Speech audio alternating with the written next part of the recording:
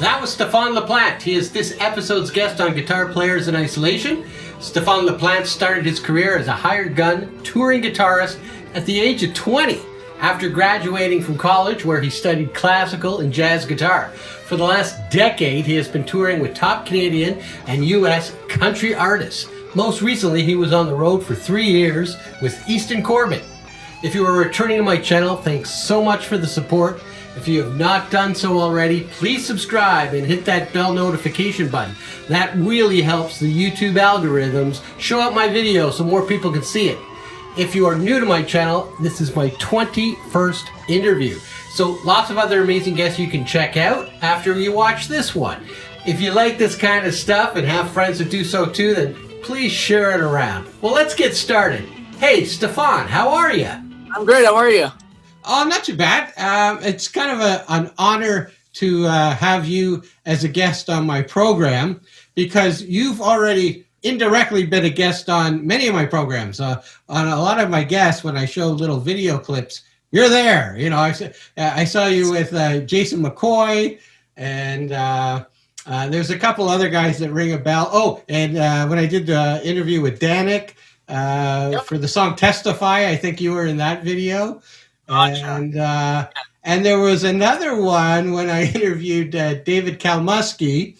It was a song that he did. He recorded the guitar, but you were in the video. Marley Scott.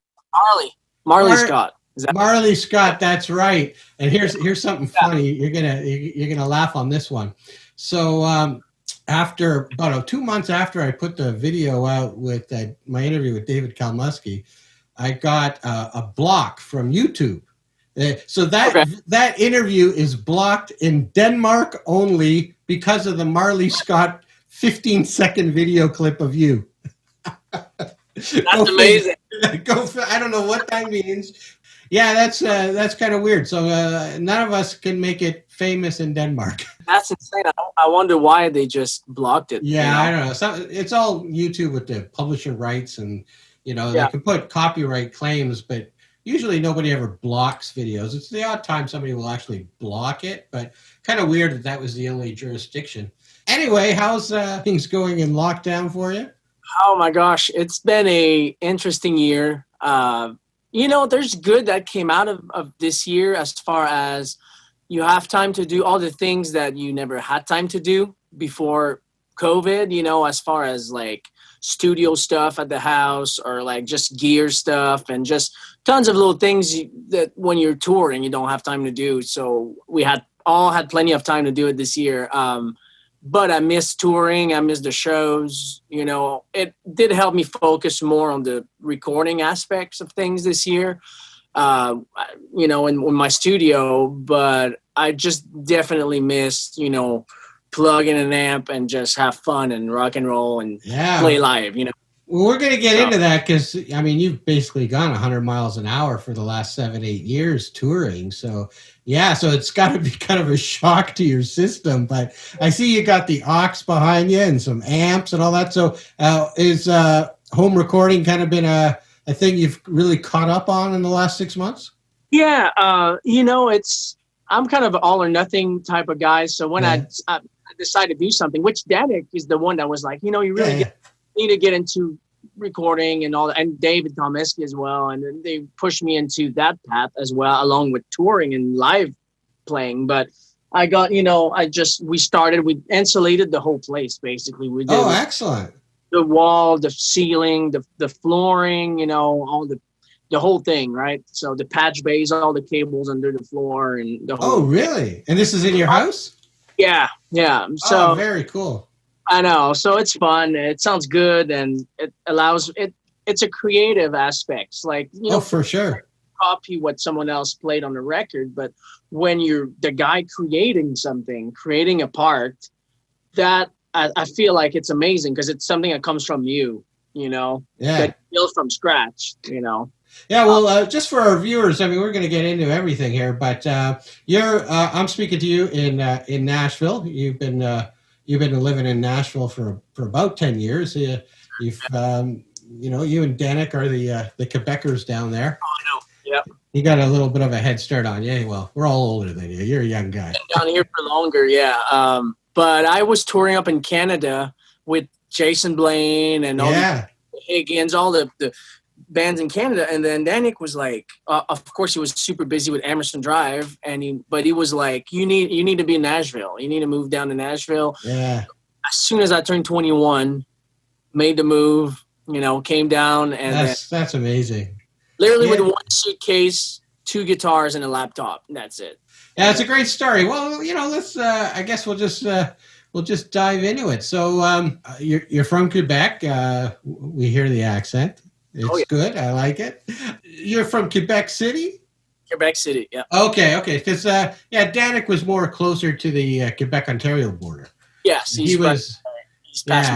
Yeah, it was easy for him to do the, come in, play Belleville, and then kind of work his way around. But you're a little bit further there. So I kind of read you kind of got started on guitar at 9. Your dad liked to do a lot of activities with you, and he even started taking guitar lessons to make you feel, more at ease. So was it your parents that guided you to try guitar, or was it something that it was calling you? It was calling me. I mean, I was 1-year-old and I had a guitar, like a guitar toy in my hands and just trying to strum something. And I was fascinated I would listen to, my grandpa loved country music. So my country side of me comes from my grandpa. And he gave me like Merle Haggard, Ricky Skaggs, Merle Haggard, Johnny Cash, all that. And I remember listening to all that stuff all day. And when there would be like a really good guitar solo or Telecaster guitar solo, I would literally rewind the whole thing like 50 times because I was obsessed with. Really? At that young? Yeah, really young. Holy cow, that's cool. Started with that, and then for country music, and then but I also love, and then I took lessons at 9. I started lessons at 9 officially. Yeah. With my uncle, that's just like my dad, but we're super close, and then I started to listen to open up my, different styles of music. Like I studied jazz and blues, and I'm a huge Stevie Ray Vaughan fan. Yeah. Who isn't though? Right. He's my guitar hero. He's the one that got me into really. That's when I decided that's what I want to do for a living. So do you remember when you first heard him? Like for me, I'm quite a bit older than you. I was kind of buying records when Couldn't Stand the Weather came out. So I didn't get the first one, but when Couldn't Stand the Weather came out, I got that one, and it was just like, Scuttlebutt was right off the front of it, and that was it. Like you just couldn't stop listening to this guy. It was incredible. And that was like, pre-YouTube and all that. So I didn't even know what he looked like really. Outside of the cover of the album, that's all I had. But for you, you're a bit younger, so how did you find him? Were you just on YouTube or? I saw the Little Wing music video because he redid Little Wing by Jimi Hendrix, and he did a version of it, and I saw that on MTV or something on TV. Okay, or Much Music. Yeah.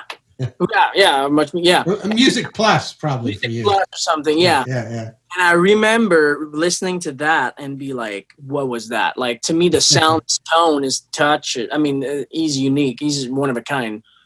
And that's when I went to buy all these records, and I just from 15 to 18, that's all I've done. Okay. I was. So you were 15 when you discovered. Yeah, when I heard it. Yeah. Okay. And at 15, I read too. This is kind of shocking. You bought all the books and courses from Berkeley. Yeah. On jazz and classical, and you studied that on your own at 15. Yeah, so who guided you to do that, or what drove you to do that? Well, I took lessons. So I was I had a steady guitar teacher that I would, weekly, meet up with for an hour. But there's another guy that, I knew that I basically got a couple lessons with, and he went to Berkeley. And he's the one that was like, hey, you know what? Like all these teachers, they're all specialized in something very specific, and you should learn all these basically I went and I bought all the cassettes of country teachers and blues and fusion and jazz, and I mean I had so much, right? But my English was terrible, so I was trying to translate what they were saying and then trying to understand everything, but it was hard. But my life was practicing. I mean, I was playing 6 hours a day from 9 years old to 20 years old. That's all I've done, really. So that's great. Playing guitar. So for people that don't know you, you're a lefty. I mean, I'll put up some videos and pictures so people will get the hint. So how did, as a lefty, when I was a kid and I picked up, my dad had a couple guitars in the house, and he had a nylon string guitar in a case.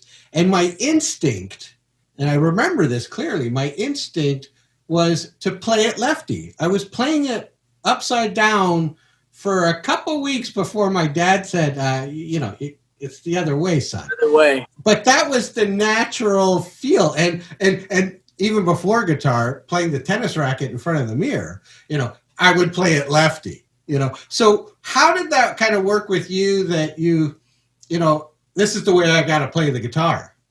It's funny you mentioned this because I have a video of my dad and me, and I'm probably 1 or 2 years old, and he gives me that little toy guitar, and I put it left-handed. But my dad doesn't play guitar. He just kind of saw that it was backwards, so he put it back the right way that it should be, and I switched it again. Like, it's just for me, this is my rhythm hand. I can't play chords with this. This is the rhythm, and this is the, So I could. There was no way. I would have been easier to learn like right-handed as far as the guitar choices. I mean, it's hard to find good left-handed guitar. Yeah.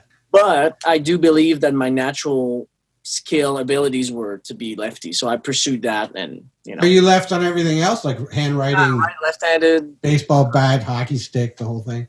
Yeah, pretty much. Okay, yeah. So I'm kind of mixed. I mean, I write with my right hand, but I think, gotcha. I don't play much sports, obviously. But anyway, I think I was a little mixed. But anyway, I somebody set me straight to play righty, and then it's fine. But yeah, that must have been tricky, and maybe saves you money in the long run because, like you said, you go in the shops. You go into Carter over a Groon near you. There's not a lot of choices. Yeah, for good old acoustics, what I have to do is buy a right-handed and just flip it. Yeah. Flip the strings. But for electric guitars, you kind of have to find rare old lefties, and that's kind of hard. So yeah. But you got some nice ones. I know you're kind of a fan of vintage gear, and so those are probably some real gems. When you spotted a 60, what do you got, like a 68 Telly? You saw that lefty. It's like, I guess it had your name on it, right? Yeah, I very lucky, like through the years when I see them. The thing is, Joe Glazer here in town repairs everything. So if you have a car that has a crack in the neck or the headstock or whatever, I mean, most people are going to sell it for a good price saying it's cracked and whatever. Here in town, they do everything, right? So I don't even mind if it's cracked or if there's something, like they fix it all here, right? So I've got a 68 black Telly or all original. I've got my 74 gold top. That's my babe. Like I just connected with that so much. I played it so much. It's all green from the sweater. Yeah, those are cool. Yeah, those gold tops went all green. Yeah, like just from the sweat. It's all. It was not green when I bought it. Yeah. Oh, okay. So that's all from you. You didn't get it like that. Yeah. Okay. Yeah. Cool. And then I got a 73 SG and a 65 Gretsch, which is pretty cool as a lefty, Yeah. Strat. So when I see them, I kind of have to get them because it just doesn't. It's really rare. So that's cool. Actually, usually I talk about gear towards the end of the video, but it doesn't really matter. There's no hard rules. But with that Gretsch, I read or I heard you got that through your uncle's friend or something. Exactly. So it's in Quebec where I'm from. Yeah. One of my uncles that I don't see often at all. Like he just messaged me randomly, says, "Hey, there's this old guitar in my closet that it's been in the closet for 50 years." And as soon as he said 50 years, I was already right. And he says, "Do you know Gretsch or something?" Like, yes. Keep talking, And then, it's an old 60-120 Gretsch, left-handed. Wow, left-handed, eh? I know, they barely made any. I mean. So when I interviewed Danik, he had a similar story. It was a friend of his father's, and that's how he got his 62 Strat. Is it the same guy? So no, it's not. But then Yeah. again, lucky is that he found that old Strat. Yeah, one of his Yeah. dads had it for years. And he got it for a great deal. But yeah, I couldn't believe it'd be the same guy because that was a righty. Yeah, exactly. Yeah, no. So it's one. Some guy in Quebec who plays both ways Yeah, and has a whole bunch of old guitars under his bed. No, but yeah, that Gretsch, it's such an iconic sound. I mean, the Gretsch Yeah. sound, when you need it, you have it. It's like a tool that, and I've got a 335 too. It's actually being repaired right now, but that's pretty awesome too. A 66 335. Oh, nice. What's like Sunburst? Red, cherry red, like in the back. Okay. So you're cutting in and out there. So like Back to the Future is what you said. Yes, yeah. Yeah. Or some people refer to the one, the Cream Clapton one. Yeah. But I think it was a 64. Oh, that's great. And it's lefty? Lefty, yeah. Holy cow. Wow. Yeah. That's a tough find. Where did you end up finding that one? Online actually, and then the guy sold it for really cheap, really, and it had a few like scratches and stuff, and Joe just fixed it all, and it's great. Great, good stuff, man. Congrats. Hey, thanks. You got some killer stuff there. You did these Berklee courses by yourself, and then you went to college, or was it university or college in Quebec? College back home, and I did it in classical music and jazz music, and the two programs together. Okay. Which I'm very glad I did it because it's part of my baggage now, my tool bag. Where when I needed, when I got the Clay Walker gig, he had a lot of gut string stuff, guitars. Yeah, that's right. So my classical, music background came in, and then when I was playing with like Tracy Lawrence, it's a lot of Western swing, and so that's when the jazz stuff was more useful. So I'm glad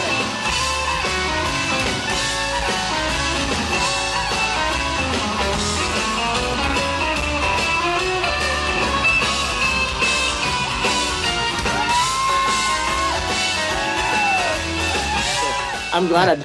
That's awesome. How long of a course was that? I'm trying to figure out how you got all this done, and you're still young. And, the thing was supposed to be 5 years, but I actually told the teachers, I said, I need to be out of here in like 3.5. So let's do it. So they did it. Like, wow. So, that's amazing. Because I read you kind of got going with, because I interviewed Jason Blaine, and you kind of got going with him at like 1920?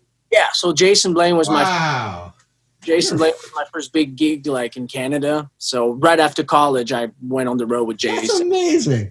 What happened in your life guitar playing once you did your courses through Berklee, and kind of before you finished college and you went on the road? Were you just doing kind of stuff around home, like your own band, and kind of just playing small bars around town, or? Yeah. So it was crazy. So literally, I had school during the week. And during the weekends, I was playing rodeos in Ontario. Like I would do all the fairs and the rodeos with the people in the country music scene in Ontario. So my uncle would drive me from Quebec City. Literally, we'd drive like to Toronto or something. Oh, okay, cool. It was during the weekend or like all the big fairs, So you're doing all the summer festivals kind of when you were like 17. Yeah, I was doing the summer festival circuit for country in Ontario and Quebec as I was studying. I was doing homeworks in the car. It was just like, it was crazy. But that's amazing. Okay, so you were a sideman already at kind of 17, playing for more established artists. Yes, which it's where you get your experience. It's where you shape your tone, your personality as a guitar player. So I'm so glad I put the extra efforts to actually do it, because even my teachers in college were like, how do you have time to do it? Like, but I knew it was important, because people in school, they can teach you theory and whatnot, but guys like Steve Petico never been to music school, but he's the best Telecaster bluegrass player on earth, right? That's amazing that you just brought up that name, because by coincidence, I popped him an email yesterday or this morning. I can't remember. Anyway, it doesn't matter. Telling him that I'm going to be interviewing you. That's good. Because I got to know Steve over the years, and because when I was kind of doing some research on you, I found an old YouTube video where the two of you are jamming up at his house, and so I asked him about it, and he said, "Yeah, your uncle Norman brought you up there, and he took videos."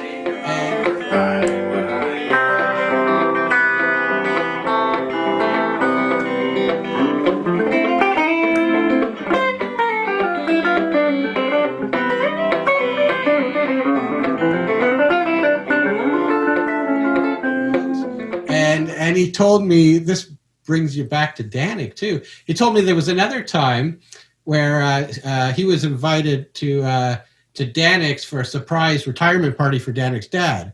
And yeah, it was Steve, you, Danik, Frank Young, and Rick Lefebvre. Amazing night, because Rick Lefebvre, he's the first. I botched that name up. Sorry.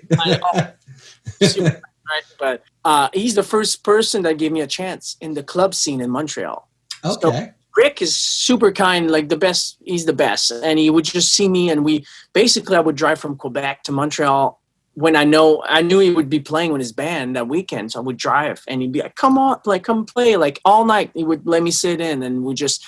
So Rick gave me a lot of help. He helped me a lot, like when I first started, and then Steve Petico. Great man, like great guy, great player, and then you have Frank Young in Montreal, that's a great player as well, and Danik. So the little clique, Yeah. I mean, Steve said he remembers that clearly, and it was a highlight jam of his life, and he's a monster. He's a monster. So it's so cool that you guys have a connection, because when I interviewed Danik, it came out that. Steve was kind of the guy that got Danik out to Vancouver to play with Father's Daughter. Yep. Steve's helped a lot of you guys. The man, yeah, he's the one that got Danik the gig with Farmer's Daughter, and and Steve helped me out as well a whole lot. So he's the nicest guy. So yeah, and just an incredible player. So that's great. The Jason Blaine thing's kind of cool, because that was. I guess, the kind of the kickoff for your being a road musician, a touring guitar player. And it was a big tour because Jason was opening for Brooks and Dunn. I mean, this is big. So what was that tour like for you? I mean, you were so young and so new to it. Yeah, you guys think my English is bad now. It was really bad like back then. It was really, I was terrified to speak English, just to say like, can I have more guitar on my monitor? It was like terrifying, right? Yeah. So I was just out there and trying to just do my job and play good guitar and smile, but it was very amazing for me. Like Brooks and Dunn, what an iconic country band, right? That was their last tour, the last rodeo tour. So, was it? Okay. Yeah, so it was us and Brooks and Dunn, and Gary Allen was in for some dates. I mean, it was great. So that was my first big, road experience, I would say, / tour. So that's great. Yeah, because the timing of that was probably just after Jason moved to Nashville and he did his Make My Move album. So, you playing at that time with Jason, I think he probably just had the 2 records out, the one he did with Jason Barry and then the one he did in Nashville. So, you had to learn a lot of. I mean, Paul Chapman was on his first record, so you had some heavy work to do back then to get ready for that. Yeah, there's definitely some guitar stuff in there, and it was just very exciting for me, like to must have been on the road with someone that had a big record deal, in Canada, and also someone from Nashville. That was kind of my first, footstep to go towards Nashville, and Dan, at the same time was already in Nashville, saying, "Hey, you have to live here." So that was just like the transition, and then, but I'm glad it was great. It was a fun time. And, and right after that tour, that's when I moved to Nashville, basically. Right. But given the size of Brooks and Dunn, was that an arena tour? Yeah, big arenas. Yeah, basically. Wow. So you're like 20 years old playing arenas. Yeah, it was, I'm thankful. That's great. See, here's the thing. There's a lot of talented players, but also it takes the talent. The timing is very important. Like sometimes timing is off, sometimes timing is on your side, and it's just you need to be stubborn and work hard and all of that together, like your family, supportive, family, all the things, and yeah, no, that's great. Well, and just a mountain of work, you put your 10,000 hours in pretty young in life. So, I've been on YouTube there and checked some of your stuff out that's 10 plus years old, and you were killer back then too, so that people picked up on your talent right away. I mean, that's what Jason told me. He said, like, man, Stephan was pretty amazing way back then. So that's great. So you mentioned Gary Allan was on this Brooks and Dunn tour, and there's kind of a funny story that Jason told me about that when you were on tour. He said just before Gary Allan was about to take the stage, and you were pretty young and green, and you went up to Gary Allan and like, can I get a picture with you? And then the management from Gary Allan got we were angry and waiting like to get on stage, Gary. And I guess at the time, never been on tour, and I'm just like, Allan, let's do a picture. And then even though we were right next to each other, I guess management were like, no, like, and obviously like now I understand. It's just I was just It was pretty innocent of you. So Jason was kind of telling me that he kind of wished that didn't happen because he thought it was an unfair lesson on you at the start. But anyway, listen, guys, they kind of get a little success and they see somebody young, they whatever, who knows, That's a long time ago. It was different. Yeah, that was kind of start. So like you said, you after Jason Blaine with Kim kind of kicking you and Danik pushing you, you came down. Yeah, moved down to Nashville, and I guess Jason, on his part, stayed in Canada, do the fair, and he has all his shows in Canada, and I just moved down, and not knowing what was going to happen. I mean, there's a lot of great guitar players in Nashville. I mean, it's amazing. It's crazy. So, I mean, Guthrie, the first time I moved to town, the first time I went to Nashville, he's the first guy I heard, Guthrie. Oh, yeah? Yeah. I literally thought everybody was as good as he was. And of course, it's not the case. He's one of the best, right? Yeah, so yeah. I thought that everybody was like him. And so in my head, I just went back home and just worked even harder because I was like, that's the level I have to, measure up to. Yeah. Like, these guys are amazing. So, yes, I did my homework as far as practicing hard and whatnot, but it's still the unknown is still very, like, it's exciting and scary at the same time because, you move 20 hours away from your home in a different language, learning. Exactly, yeah. But it's, and then you can look at it another way. At a young age, it's kind of a good time to do it because you really don't have a lot to lose. It is. Exactly. It's not like you got a family and you got a mortgage and, you kind of had your own thing. And if you fell on your face, which obviously you didn't, it's not a big deal. You go back home, So, but it's cool that you had the nerve, the balls to do it at that age because it really worked. So you kind of got down to Nashville and correct me if I'm wrong, but this is what I kind of found out. You were doing a little bit of the Broadway thing. And one of the guitar players that was with Clay Walker kind of saw you, and I guess he was on his way out. He was leaving, and he put your name in a hat. That's right. That's exactly right. I did, and that's the thing. I barely did any Broadways. I did a couple, and then it just happened one of the times where I was playing. Craig Smith, that used to play for Clay, was just in the back, and he's like, "Hey, man, like, can I get your number? Let's hang out and whatnot." And I'm like, "Yeah, for sure." And then a week later, I get a call from Clay's band leader. He says, "Hey, man, I got your name from Craig Smith," and I guess a bunch of other guitar players as well. They did big auditions and, sure.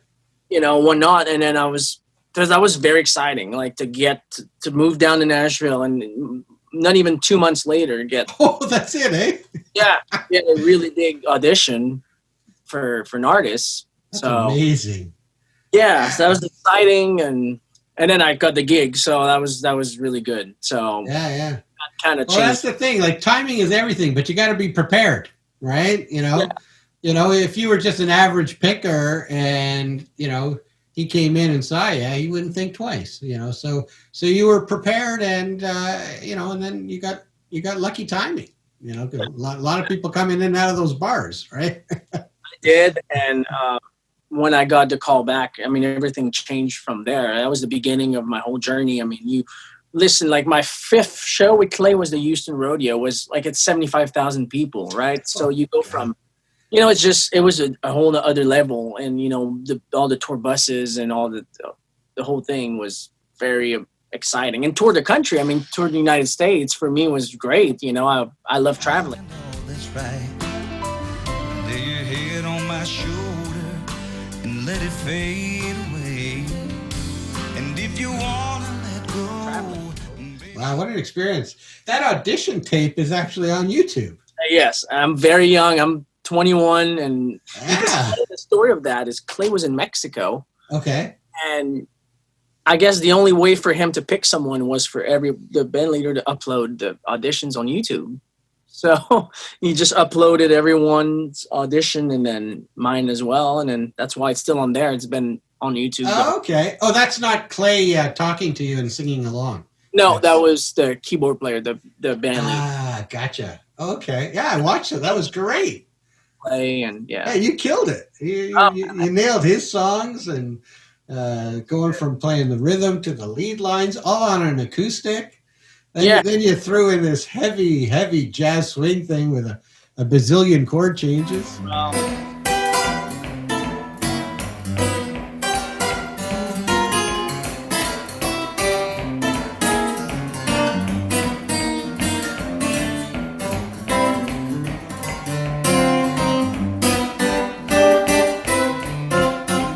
I mean, that's great. Yeah, well, that's why you got the gig. Just play whatever, you know. He says, just play whatever you want. And I think that's when everything you've ever worked for and all your hours of practicing, that's when it showed, because then I was just improvising something. And that's when I think he was like, yeah, that guy, you know.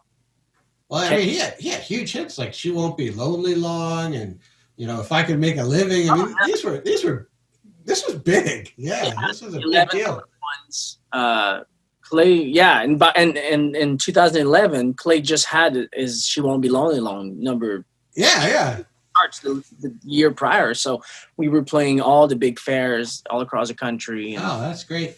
So I went on All Music just to check who was doing the guitar parts that you had to learn. Dan Huff did a lot of the guitar parts on his stuff. Yeah, Dan Huff and Brent did a couple of stuff. Dan Huff and Clay's stuff. I mean, it's country to the bone. I mean, as country as a great guy. Clay knows music. See, I mean, there's a lot of artists that they know their stuff, but Clay has musical knowledge. He knows what he likes and he knows feel. So when we'd be on stage, me and the other guitar player, he would, you know, literally teach us sometimes after the gigs, like about feeling and how to deliver, like the tone, the sound, the touch. Oh, that's great. Clay knew what he wanted, you know, so he had a lot to grow musically in that way. But that's great. And then there's some stuff out there, some videos, and I heard he would let you and the other guitar player kind of let loose on Little Wing. So that's kind of strange at doing these country festivals. Yeah, I mean, we'd play country and he'd be like, well, these two guys are going to play for you guys. So, and then we'd play 6 minutes of Little Wing, which, you know, Clay's thing was you can play as long as you want, as long as it's interesting and you have something to say. The second you don't have anything else to say, then that's when the song should end. You know what I mean? But, I don't know any other country artist that will let his band play 6 minutes of hardcore blues. Yeah, not in a country show. Yeah. So usually they're you know, pretty close to the records. Yeah. And not a hell of a lot of deviation, but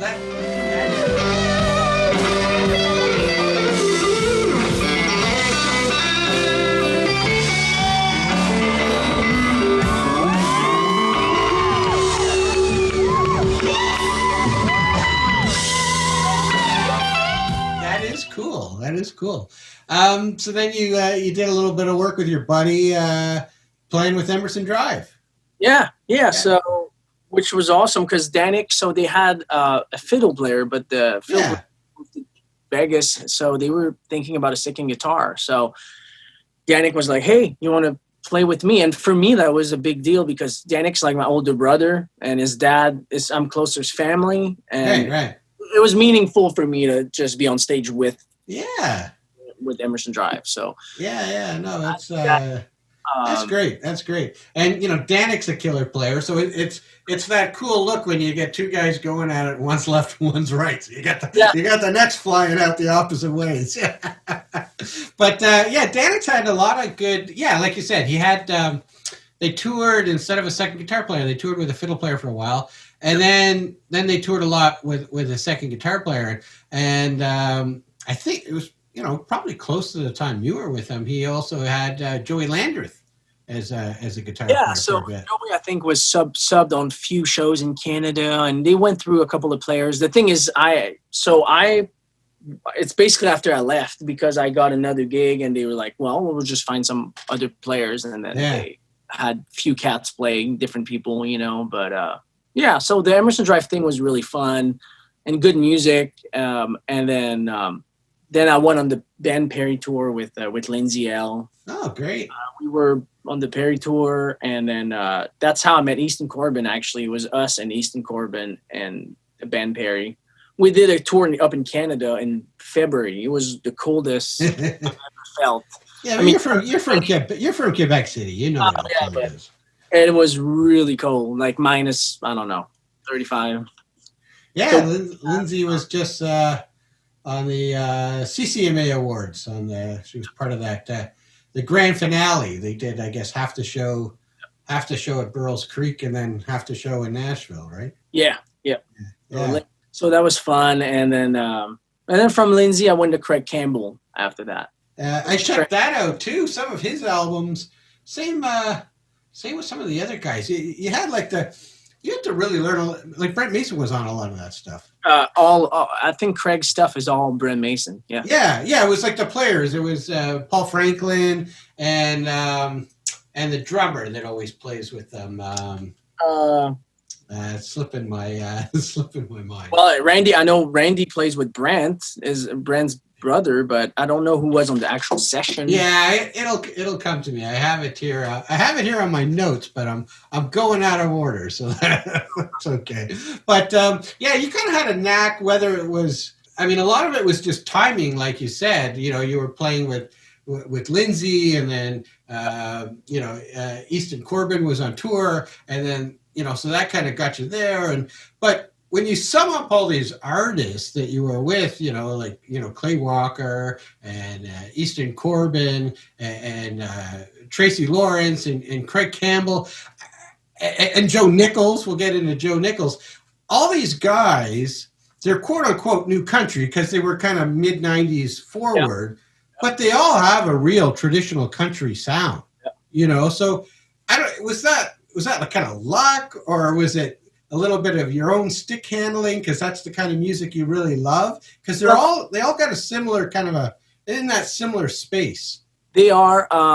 It's all very country, but I think they all loved my style and my playing because I'm not fully all just country. Like I'm very with Joe Nichols, for example. I was playing Marshall heads and I had the Les Paul. It's just very rock and roll, but it's still country because country is all about you. It's your attack, your hand, you pick hand. So very much so. Yeah. But I was playing Marshalls and Les Pauls, and I always been on the edge, like on the blues rock. Okay, I gotcha. Country, like I mix it, whatever the artist needs, obviously. But So with Craig, it was pretty rocking and.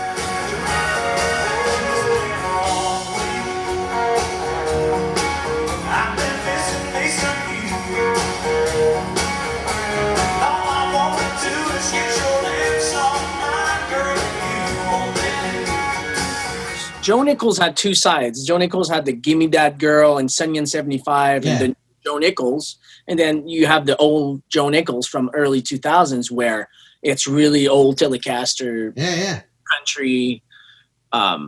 So I'm a mix. I'm a mix of country and blues and rock and jazz. Yeah, I gotta say the artists that you work with they're all killer. I like them all. I got very lucky. You did. with are just really all great singers, and good artists. So you went on when you were with Joe Nichols. You were on tour with Garth Brooks. We did some shows with Garth, which that was awesome. I mean, that was so. Tell us some stories about that. I mean, he is the guy. You know, if you have to define new country, a lot of people define it by post Garth Brooks. You know, so tell us if you can tell us a story or something, a road story or something. I'll tell you a Garth story. He's amazing. The guy. I basically walk backstage and he walks past me and he literally stops and starts talking to me like for 15 minutes. Like he's like, dude, so you're from Quebec. So wait, that's French, right? So how did that go for you to move from Quebec City to Nashville and learn English? And like, what's your journey? Like he has me talk about myself like for 10 minutes. I couldn't believe it because the guy like has other things to do. I mean, he's Garth Brooks, right? Yeah. But he's really, really nice. And he remembers names. Garth remembers everybody he's ever met in his life. Wow, that's great. Radio promoters, all the radio stations, the names of like the people, the label. He has a crazy memory about names. So super nice guy. So that was a privilege. It was fun to open up for him, you know, with Joe. And I mean, because he does like multiple nights in the same city. Like they'll refill an arena 3-4 times. It's next level. I mean, it's tour. It says, you know, Garth Brooks World Tour, and it's basically 20 shows, but they're gigantic arenas, right? Yeah. Wow. I mean, people set up a week prior, like catering, the cooks, the kitchen. They set up 5-6 days before the show. I mean, that's pretty crazy. Yeah, let's talk a little bit about this, if you don't mind. Share us a little, stuff that most of us don't know. So you're opening up for an act as big as Garth Brooks. Yeah. So he's got these massive stages, where they're all running around and risers everywhere. So how much time? What was it like as an opening act? To get prepared, and then like how much time did you get? And then when you run on, you run off. Like so, describe it for us. As an opening act, you don't get much time. You get the leftover time because if they encounter any technical issues in their day, you have no time. You walk on stage and you plug and play, But it was with Garth, we would get a quick sound check, we just test the guitar real quick and 1-2 in the mic and then you go. But it was, it's a lot of pressure as far as you don't know how it's going to sound. What could make me nervous before a gig is not really the songs. Is it going to sound right? Is the gear going to, and anything goes bad technically and then like technical issues, then you're like, well, that's my main like fear when I go up on stage on a quick, like the Grand Ole Opry. Grand Ole Opry is, zero, you get 30 seconds. So you walk up with your guitar and you plug in and then. Yeah, was that with Joe or with Easton that you played the Grand Ole Opry? I played both? Opry with Clay Walker the first time, and then I did it with Craig Campbell a bunch of times, and I did it with Easton a bunch of times. Wow. I don't play with Joe. Wow. So I don't think Joe has played the Opry since years, which I don't know why. But yeah. So what was that experience like? That must have been a thrill. That's pretty amazing because your uncle must have been just my family they were listening from Quebec live on the radio. So that was pretty amazing. The big curtains open, and then you just, it's awesome. Being an opener kind of thing for these mega stars. And like you said, you barely get any time to do a sound check. Is there any kind of gigs that you had where it kind of was a disaster? Well, I had, I think everything in my life, all the problems that you can think of, I've had them as far as gear and pedals and guitars and whatnot. But there's one show that we play with Joe that the wall power. So I'm usually, I had my Marshalls in a rack with the rack mount. And usually if your fuse blows, that means there's an issue with the power. It's to protect your amps that the actual rack, the fuse flips. But the guitar tech didn't know what to do, so he plugged my amps in the wall power, which my amps blew basically because the wall. So we figured out later on that wall power was at like 130 something volts. Oh, wow. The Marshalls. One went out first, and I was like, oh no. And one of my ears, I just had my guitar on one side, and I was like, what's going on? And I could see the guitar tech freaking out in the back, and it's just the wall power was way too high. And boy. So that's, when you play live, you never know what you're going to get, Yeah. So how did that get resolved quick enough? Well, I got resolved that. I managed to finish the show with one amp, one head. See, we were on tour, so the next day, the next city, you just have one amp, and it's just, amp problems or, pedal issues but at the bottom line, your sound comes from your hand. So 90% of your tone is your hand. So you can really plug straight in your amp with you got to do what you got to do, right? Exactly. As they say, the show must go on. Oh, yeah. So that guy, the drummer, I was thinking of Eddie Bears. Yeah, Eddie Bears, right. So, because the credits for a lot of the Easton Corbin and the Craig Campbell stuff was, Brent Mason years ago used to do gigs with a band called The Players, and that's who it was. It was Eddie Bears and Paul Franklin and himself. Yeah. So you were cutting your teeth out, having to learn a lot of stuff, and a lot of the stuff was the top players in the industry. Yeah, the A studio guys, these guys are serious. I mean, they're so musical. Like whatever they do is musical, right? Yeah. So, yeah. But it was awesome. It's great for you. Like when you get a new gig, you listen to all the parts and you pick and choose the parts. But everything is so musical and well done, well played that it almost makes your job easier in a way. It's hard to play, but it's so well done that it's I guess it's just an incredible learning experience when you get these opportunities like you have to tour with so many great artists that were using the top studio guys in Nashville to cut their tracks. Like, you pretty well had to study all the stuff like, JT Cornfloss, Brent Mason, Dan Huff, Kenny Greenberg, Tom Bukovac, Jerry McPherson, like number one Bukovac. Yeah, his YouTube channel's killer, right? You watching that? I love Bukovac so much. He's something else. I've talked about him to other guests, but I never get tired of it because he's so creative.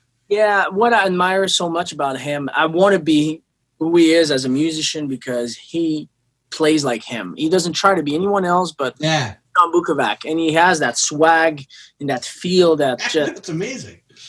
He's incredible. He's got giant hands. He must. He looks. Yeah. I mean, he does these huge stretches because he's into these really open sounding chords all the time, right?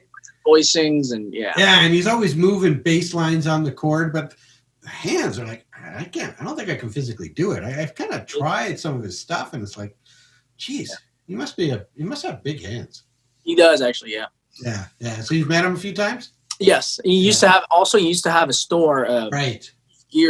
Second gear store here in town, and I just walk in and be like, "Hey man, how are you?" And then he's just chilling, and you try amps and guitars, and yeah, man, you want a beer? Like just laid back, awesome. You have more time now because before, like you said, for 7-8 years straight, it sounds like you were on the road like constantly. So to do studio work was kind of a tough thing because either you're a touring musician or you're a studio player. It's hard to do both because you can't count on you because you're on the road. But are you doing more? Are you trying to get into that space a little bit more now? Yeah, I still given all the work you've done in your house. Yeah, it's crazy all the stuff. But I still think I have one more big road gig in me at least. For sure. Oh, come on, you're young. You got lots of. But COVID's gonna pass. Don't worry. You'll be back on. But I definitely am heading towards the studio world, which for me was a big learning curve because really it's live and in the studio it's two different modes. Like you have to flip the switch. Live studio, and you're playing, you flip the switch, and your creativity, attitude. It's a different world, right? So. I just started slowly, we did the house insulated everything and the cabling and the amps and the cabs and, all the gear. And now it's great to be able to do overdubs. Someone calls me tomorrow for a session, sends me the session here, or even like if they want to do it here, we can do it here. But it's like, I'm very I think the creativity aspect of it is amazing. Like as a musician, as a guitar player, because you challenge yourself constantly. Like I'm pretty sure I can do this better, and then you just try to beat yourself constantly, right? Yeah. Or better part. What's the hook? Like a more catchier part or whatnot. So I'm definitely heading towards studio as well right now. Yeah. Well, I think you'd probably be killer at it because you've got this huge encyclopedia in your head and hands of all the best licks there are, because you've toured and had to learn all these different shows and had to study all these killer studio players, all their parts. So they're all kind of lodged in you. And, I mean, obviously you don't want to regurgitate somebody else's part, right? But you throw that huge encyclopedia of parts together with all your theory knowledge that you learned studying, classical and jazz. I mean, I think you'd probably be killer at it. I'm very excited about what's coming, like for the studio stuff, and I think it's going to be great. It makes me become a better guitar player, literally. Yeah. I know it's a good thing, like to switch, and it doesn't mean not touring anymore. I definitely want to tour again, and yeah. Well, I just saw when I, doing kind of research on you, I kind of went through a bit of your Facebook, and the last post you did was just at the end of August. I guess it was probably a small tour, but with David McElroy. Yeah, David McElroy. Yeah. So, what was that, like a kind of drive-in shows or? Yeah, we were. So it was a bus gig, so we had the tour bus and whatnot. And Dave, I guess, is upper-comer artist, and he just got record deal and whatnot. And he, of course, this year everything's kind of slow. Yeah. But here and there he gets a few gigs, and he just calls us and we go. And I've been, because I was with Easton Corbin for the past 3 years. But then Easton stopped playing for the whole year.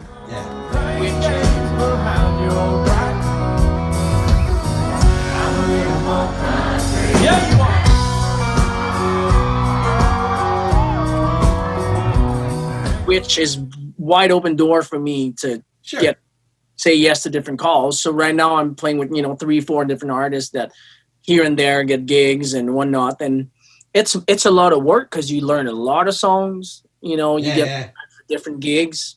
Is the drive-in thing happening in down where you are? We've got, throughout the summer, we've got what they call drive-in shows, right? So everybody, you park your car and you're supposed to listen to it from your car. Yeah, the Dave McElroy thing was a private event. Oh, okay, it was a private party. Okay, an outdoor venue, so that was fine. Broadway's back open now, right? Broadway's back open. It's not like it used to be yet, as far as the amount of people out and whatnot. Yeah.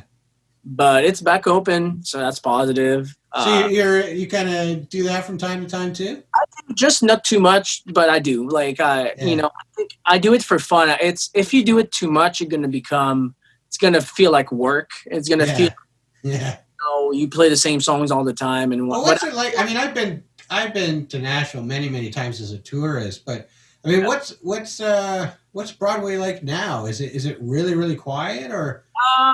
The last time I was down there, it was decent. Like you get a good amount of tourists. It's definitely not as packed as it was. Yeah. But people are still traveling out there. People are still traveling, and bands are still playing, so that's positive. When I do it for fun. Like I just let loose and have fun and play all those covers. Well, it's a little more free form, so it lets you experiment a little bit. You don't have to play it note for note. Like let loose and just play, because really when you play on a road gig, it's more structured. If you play with a guitar, with a fiddle, whatnot, you can't play, over any of these, you have your specific parts to play. But downtown, it's more rock and roll, like whatever, have fun and turn up. Yeah, no, it's great. I mean, like I said, I've been there quite a bit, and some just killer players that I got to know over the years that, I always kind of favored Roberts, even though there's, all these really fancy new bars that have kind of propped up in the last 4 or 5 years that, millions of dollars, and they're beautiful. But, if I'm down there, I'd still prefer to hang out at Roberts. It's awesome. It's the old school country music. Yeah, I mean Don Kelly's retired now, so I guess I can't see that anymore. But So sad.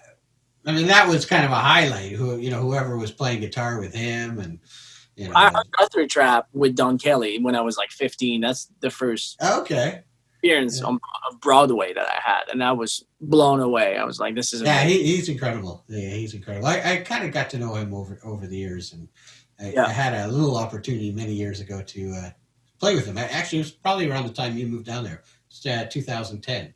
Okay. At the right at the base by the Hard Rock. I forget the name of that bar. Acme. Oh yeah. Yeah, he had a house gig there. Yeah, Nice. I think it was like every Wednesday or something. So we touched. I was touching on when you said you played with Lindsay Ell, that she was at the CCMA. So we just up here we just had the CCMA Awards, and in a week or two, or I think it's in a couple of weeks, we have the CMA Ontario Awards. Okay. So yeah, but a lot of the guys that a lot of the Canadians that are winning the awards for the CCMAs are living where you are. So my question to you is, if you can describe kind of the importance, or obviously the U.S. the market is massive compared to the Canadian market, but the difference of making that journey, like Jason Blaine did, like Danik did, like David Kalmusky did, all these Canadians, who decided to make Nashville their home. Can you just kind of touch on the experience over the last 10 years for you on how that's worked? It's worth it every minute. I mean, it's just a place here where it forces you to grow as a musician. It forces you to accept that there's going to be someone better than you somewhere. And that's fine, because there's work for everyone. And if you have a good attitude, if you're a good person, if you work hard, if you play well, you're going to get gigs and you're going to be busy.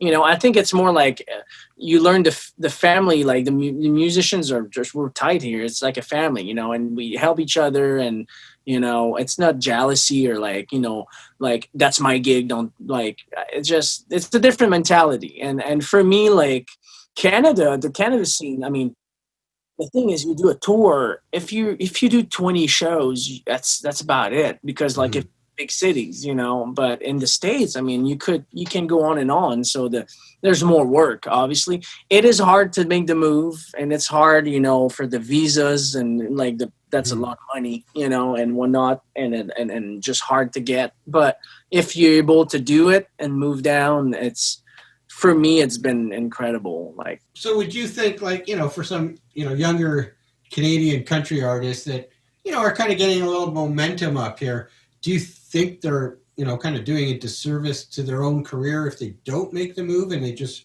try to build it staying in Canada? It really depends what your goals are. And there's great people like Darren Savard in Canada out west. He's a great player. I mean, he's busy. Like, there's a lot of work. I mean, I think you can still make a great career in Canada. He's lefty too, isn't he? I don't. Yes. Yeah. Yeah, I get the two of you guys mixed up. Yes. That's funny. We did a gig with Jason Blaine, me and him, two lefties. That was like unheard of ever. I was trying to remember that guy's name. Thanks. Yeah. Maybe I'll make a series here, left-handed guitar players. It'll be pretty short. No, I think there's a lot of people that have great careers in Canada. Don't get me wrong, and amazing musicians, for me, I just felt my heart was to move here, and Danik was willing to help and whatnot. And now Danik's producing, and I'm learning from him and producing, and I'm learning everything. Yeah, he's got a Vibe studio. Yeah. Do you do some work out of his place? I do. Yeah, I do a couple of work. Sometimes he calls me for guitar tracks and stuff. But I mostly learn from him. I watch him work, and I just learn, because he produces from scratch. Dave, you go from scratch and you make a full production, finished product. So it's a lot to learn first. But yeah, he just produced another Quebec guy with Matt Lane. Matt Lane, yeah. Yeah. I was there when Matt first came down to Nashville, and when Danik first recorded Matt, and I mean, it's crazy now to see what happened with him. He just blew up in Canada, and he's got that's Oh, I can't remember the song, and I'm wondering if it's Danik playing guitar on it, or there's one too that was out there. And it's got a video out there, and it's got some really killer kind of chicken picking country I playing think on that's it. Danik. Yeah. That's Danik. Okay. Oh, sorry. I said if it's on Matt Lang stuff, it's probably Danik. Oh, okay. Danik does hire a couple of different guys in town, but he plays on a lot of it. So yeah. Sure, why not? Hey, listen, if you're a great player and you got you're a producer, you might as well do your own parts. Yeah, exactly. So Oh, that's great. That's so great. I'm in that transition phase now of studio and playing live and playing and doing sessions. So that's exciting to see what's coming up for me. Yeah. Here. No, it's a great story. How young you were when you came down, and that English wasn't your first language. Yeah, it still isn't. It's Yeah, but you know it. But I got to imagine down back in like 2010, hooking up with Clay Walker. I mean, because isn't he's like from Texas? Like he's American. exactly right. So, like, what was it? It must have been some communication problem. I mean, you don't have a drawl. He's Southern. He's from Beaumont, Texas. He's super Southern, and obviously, I'm barely speaking in English at the time. Yes. It wasn't. We had interesting moments, and funny stories. The first gig we played was for the. We had this. His single at the time was called "We're All Americans," so I'm singing "We're All Americans," and I can barely speak English, so that was kind of funny, the whole thing. But yeah, so Clay, super Southern, Tracy Lawrence, Yeah, really, yeah. All those guys, Joe Nichols, they're all like, yeah. Easton is very Southern from Florida, though. Yeah, but very, very far from Quebec. Yes, very far from Quebec. Good for you. So we touched on Stevie Ray Vaughan, a big influence. But when it came to, you might have told me, but when it came to country, what were the key guys that kind of grabbed you on the chicken picking stuff? Ray Flack from Ricky Skaggs. Okay. One that plays on the Highway 40 Blues and Heartbreak. Yeah. Pete Anderson from Dwight Yoakam. That sound there. That's it's Pete Anderson when you hear it. He had that real mid-range tone, a real honk to his sound. So good. And then and of course Brent Mason. And when I moved to Nashville, then I met James Mitchell, which he's another. Ooh, that guy's crazy. He's like really jazzy. Monster. Yeah. But I would say Ray Flack, Pete Anderson, Brent Mason, and that was the country side of things. And then Robin Ford, Michael Landau, Stevie Ray Vaughan was the blues side of things. So now I'm just like kind of a mix of that. But well, that's those are great guys to pull from. You can't go wrong, right? Guys who are kind of stuck in the rock ways, which was nothing wrong with that. But if they haven't opened themselves up to country, they kind of think it's still really simple music. It's still got this, this thing about it. If you don't delve into it, but then once you delve into it, you realize that a lot of those players can play like jazz, kick ass. Like it's a lot of crossover stuff. Yep. And if you don't spend the time studying it, you wouldn't think it. But once you start studying it, yeah. No joke. All the precision, like the bands, the pre-bands, all the technique with your hand, with the pick, with the fingers, it's just once people that kind of don't, there's a lot of rock dudes that are like whatever country, whatever, but once they start to try to learn it, they understand that it's a whole other level. If you want to be true to the style and it's all in your hand, guys like Danik grew up playing country, standard, like classic. Sorry, the name cut out there. Who'd you say? Oh, Danik. Oh, okay, yeah. He just grew up playing standard classic country. It's Steve Petico.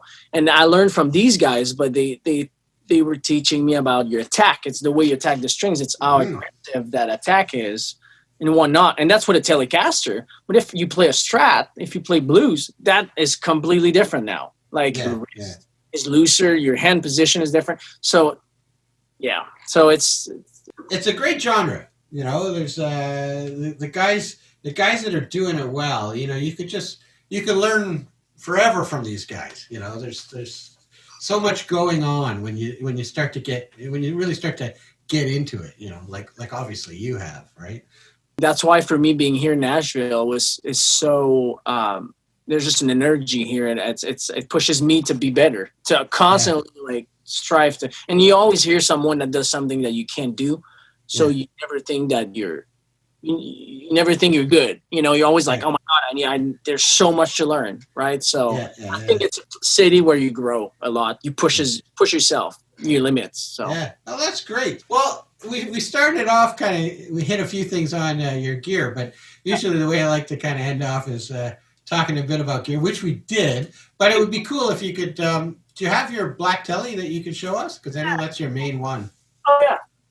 I have the black Telly. Yeah, so this is the 68 that we were talking about earlier. Yeah, so this is a cool story because it was Joe Glazer's Telecaster. So Joe Glazer is the one that fixes guitars for everybody in town. Keith Urban, Brad Paisley, and whatnot. That was Joe's Telecaster. He had it at his house for years, but I got this from him, and he put his bender.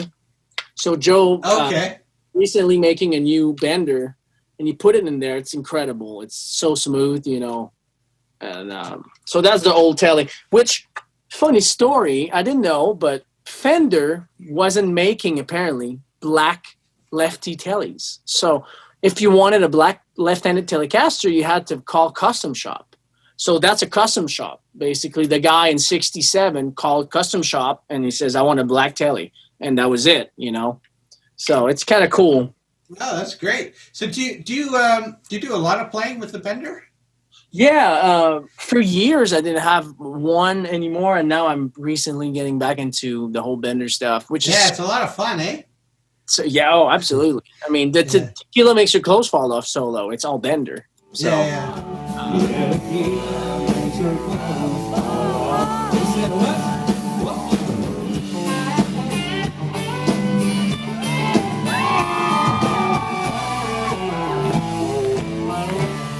Oh, that's funny. I played that hundreds of times, but I did not play it with a bender. Yeah, you can do it when you think.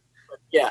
Well, I wasn't doing it probably right, but anyway. I had interviewed Jason Barry, and because he has the heavy one, the Parsons, right? Yeah. And then he's got the hip shot, so he's got the G too, and then he's got a switch for a drop D. But after I interviewed him, because I had an old like a 90s. I have an old 90s one with a bender, so you know it's like a 12-pound thing there. But I've been playing it nonstop since I interviewed Jason Barry. It is a lot of fun. I mean, bender stuff. You definitely, if you can think ahead of time, there's that you can do with bending. I mean, you pre-bend something and you play something else and you release it, then it's just wow, okay. Yeah, it's great doing it within chords, right? So you got to, like you said, you got to pre-think. You got to form your chord with the B note like a whole tone down that you're plussing, so that when you bend, then you get the right note. So it's a lot of pre-thinking as you're playing. A whole different mode in your brain, the bender. Yeah. Can you show us that Gretsch? Yeah. All right, cool, man. So that's the rare. That is rare. That's very rare. Vintage Gretsch.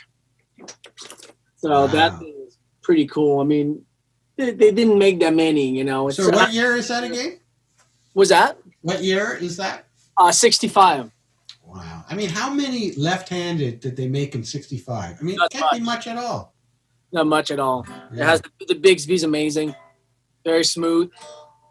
That's great. What a score, eh?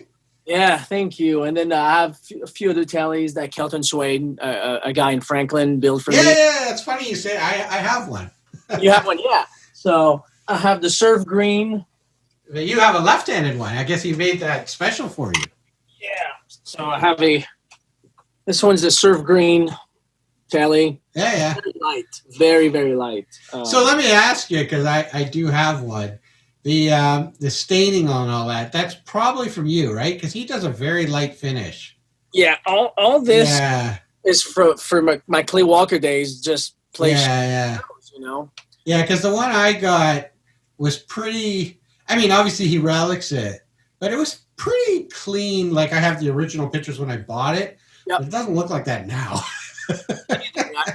if I look at it 10 years ago, it was not even close. Like yeah. He does a very, very light nitro finish that you end up relicking the hell out of it yourself. You know. Yeah. And I got a Sunburst. Let's see. That's a Sunburst that I got from him. I wish I had the 335 to show you. You got that in the shop, eh? That's a Sunburst. Oh, that's a what, like a mini humbucker or a full size humbucker? That's a mini humbucker. At Mini, it looks a little like smaller. the Brent Mason thing, you know. Yeah, very cool. One thing is, I play old pickups. All my Tellys have old Fender pickups in them. They have that bite. They're brighter, but they have that freaking Buck Owens, Dwight Yoakam bite. Yeah. No, that's true. There's something about them, just the way whatever the wax is kind of whatever, you know, the old magnets. There's something about them. There's a mojo, absolutely. Same with my Strat. I got old pickups in it. See that Strat right here? Very cool. That's an old Sunburst, and that has old pickups, which, you know, they're expensive, but what year is that Strat? Well, that's an old. The body's very old. The neck, Kelton built the neck. Oh, okay. The headstocks are slightly different there. Yeah. Yeah, and then, but yeah, I put old pickups in it. And it's just they're good. You're also into old amps too. It was what I heard. I love. Yeah, there's just something, you know. And I'm not saying that new amps are not good. Like no, either do I. Listen, I got. I got my Bogner, which the Bogner sound I love for like all, you know, humbucker kind of dirty big, you know. Sure. And the Matchless is the king of Telecaster. Yeah. Brent Mason plays one of those. That's a little bit crunchy. Like Telecaster, that's a little bit dirty. That's Matchless all day. Then that's an old deluxe reverb in the head, a 65 deluxe on top. We can barely see it. It's a little dark. Okay, that's what that is. Okay, cool. And then I have a Marshall downstairs, my big super lead that I bring live. My live rig is at home now because it's not on the bus or anything, so that's downstairs. But I run a big Marshall, like 100 watts. That reminds me. Jason Blaine told me he thought it was pretty funny when he hired you, you know, way back when, that no matter how small the gig was, you were lugging around 2 super reverbs. Oh yeah, well, they sound good. So it's so you were playing the super reverbs in stereo? Yeah, left and right. I mean, sounds good, you know. Joe Nichols, gosh, the 2 Marshall 100 watts left and right stereo. That was loud, but that's great. What do you use to separate it? It's just a pedal or? Yeah, I was going out with like a stereo delay. Okay, yeah. Going out left and right with those SGI radial yellow boxes. I don't know. Yeah. Right. You go XLR out left and right, and then and it's got a phase switch if there's something kind of wacky going on. That's right. That's very cool. Listen, this has been great. It was kind of a pleasure to speak to you. Like I said, you know, I was doing all these interviews, and you keep showing up with all the people I interview, and I'm like, and I figured, okay, Danik's got to know this guy, you know. So I emailed Danik, and then he made the introduction. So it's great. You know, I started it off kind of Ontario focused, or guys who started in Ontario, but you know, Quebec's not that far away. And you did all those festivals when you were just kind of getting started in Ontario, so it's all good. I did the Ontario scene like when I was 17, 18, 19, Yeah, that's great. No, I'm glad you reached out. That's my pleasure. It's so much fun to chat about music and gear and another music. You know, it's always awesome. So excellent. Well, listen, let's say I pray we are all praying that COVID passes by, and you know, the live music business can get back at it, because I'm sure you'd love to be on tour again. But until that time, you got a great home studio. You're a killer player. I'm sure you'll stay very busy. I appreciate it. It's you know, when the COVID thing started in March, April, everybody were kind of really staying home, and now it's still Nashville is more alive than it was. Like that's good. So I'm actually booked. Like, I'm pretty busy right now, which is good. But I can't wait to go back on tour. So yeah, excellent, man. All right, take care. Thanks so much. Thank you. It's my pleasure. If you are still watching, then I trust you really enjoyed this interview. A huge thanks goes out to Stephan for taking the time to chat with me. It's really hard to believe how much he has accomplished at an age that most people are just getting started. This was my 21st episode, so I really want to thank all my previous guests that have participated so far. I am truly having a blast putting these things together, and I hope to put lots more. So please subscribe and hit that bell notification button so you get an email telling you when the next one is that comes out. I should have another one out in about a week or so. So until then, take care and bye.